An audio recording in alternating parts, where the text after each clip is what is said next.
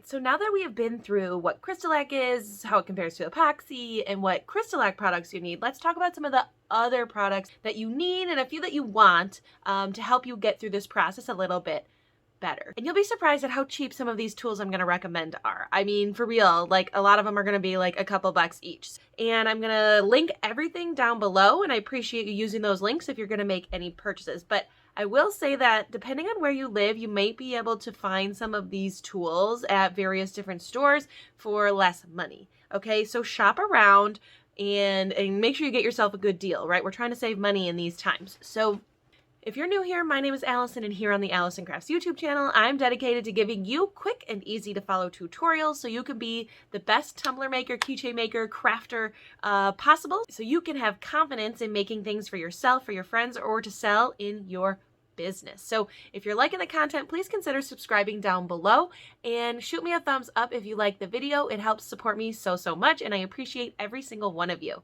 So I'm going to talk about some of the tools that you need / want.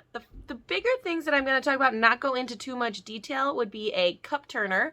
I have one I bought on Amazon that I'll link down below, and I also have a DIY version that I'll link right here that you could save money if you have the right tools, that I recommend making your own if you want to spend your time doing that. But you could just buy one, and they're all pretty good. They also have them on Etsy if you want to make sure you're getting a good deal. The other thing you need besides your turner and your CrystaLac products would be an actual tumbler. I like to get my stainless steel tumblers from Stainless Steel Depot or MakerFlow. I've actually been liking MakerFlow a lot lately, so I'll put a link down in the description box where I get those. I recommend stainless steel tumblers. You can use acrylic cups. I have plenty of videos, and I'll link right here on me using various different surfaces, but I do recommend a stainless steel tumbler. But now I'm going to go through like 10 tools. I think there's 10 that are actually extremely budget friendly. Like, they're all going to cost you just a couple bucks each, and these are things that are going to help you with the process of making your tumblers and your keychains, as well as other crafts down the road. But most of you, I think, are here for tumblers and keychains, so we're going to focus on that. So tool number 1 will be sandpaper.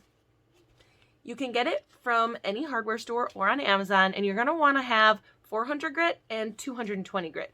The sandpaper is to prep your surface, as well as sanding your glitter cups every few layers so you can create that super shiny and smooth surface.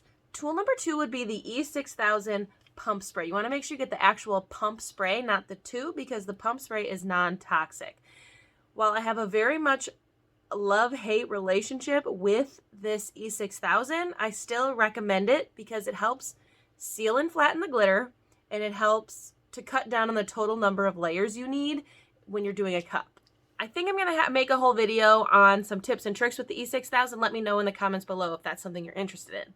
Tool number 3 is parchment paper, like from the grocery store. Parchment paper. Grab it next time you go. It's a couple bucks, and this will help you for a couple reasons. When you seal and flatten your glitter with the E6000, you're gonna roll your cup in the parchment paper so you can make sure it's super flat. And the parchment paper is helpful because it's not sticky, versus wax paper is a little more sticky. So I recommend the parchment paper, as well as when you're glittering your surface, you can put a layer of parchment paper down so you can catch all your glitter and then pour that glitter back so you have no waste in terms of glitter. Tool number 4 is a silicone mat.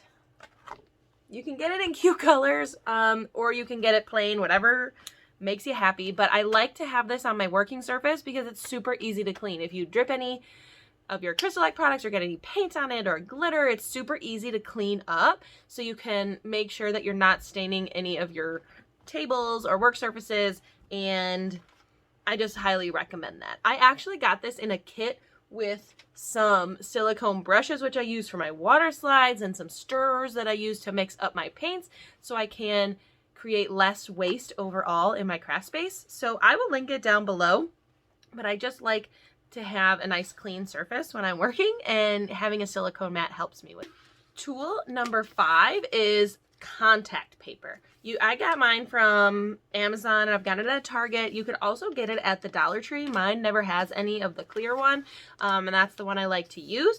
But you can use this for a lot of different reasons. Actually, the main way I use it is I don't like it to transfer my decals, although some people use it as transfer paper.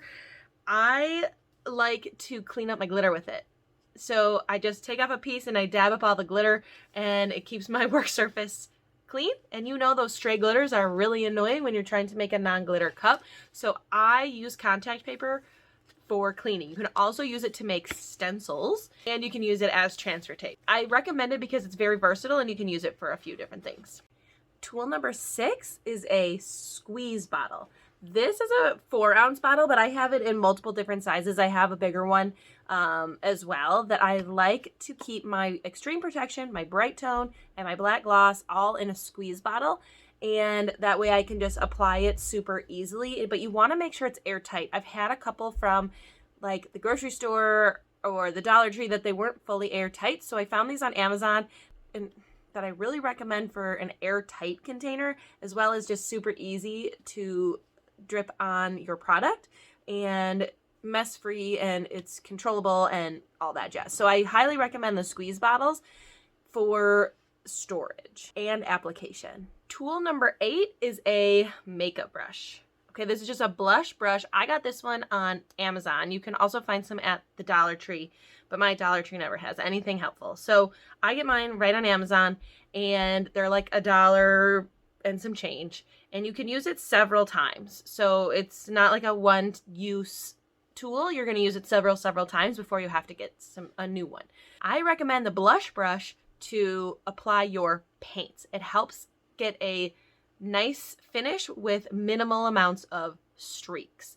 And I also use it to apply glitter sometimes to keep my fingers clean. So I highly recommend to get that streak-free finish of your paints, whether you're using Universal White or pigments or Flippin' Awesome. I highly recommend the blush brush. Say that 10 times fast. Tool number 9 is a Taklon brush. I use the Taklon brush to apply my bright tone, and I usually use it just for that initial coat, but you can also use it for all of them. I prefer to use my finger most of the time, but I highly recommend a Taklon brush for that process. You could also apply your paints with the Taklon brush. I do that as well, especially for like a base coat. I'll use the Taklon brush, and if I'm trying to get a smooth finish that I'm not going to put glitter over, I will go back to use that makeup brush. I also like to have a small pack of the Taklon brushes. These are from Michael's in smaller sizes, so I like to have the small brush for small surfaces like keychains, acrylic blanks, coasters, or for more intricate glitter designs on a cup. I like to have the smaller sizes as well. Okay, budget tool number 10 will be a precision tip glue bottle. I'm going to link down below. I use these for several purposes. I mix my Bombay ink sometimes to create new colors, and these are great for storing your mixes, as well if you're going to mix any of the pigments or Universal White together to create new colors. These are great storage. I also use these to store my water and glue mixture for my floating glitter pens, and I'm going to link right there if you're interested. Those make a great accessory for your tumblers if you're gonna, or you need some more lower price point items in your shops. But I always store that water and glue mixture in these precision tip bottles. So now that you know exactly what you need, let's get started in making some tumblers. Head over to my Tumbler tutorials playlist. You can see loads of different videos of loads of different styles, so you can get started making your tumblers right now. Thanks for watching.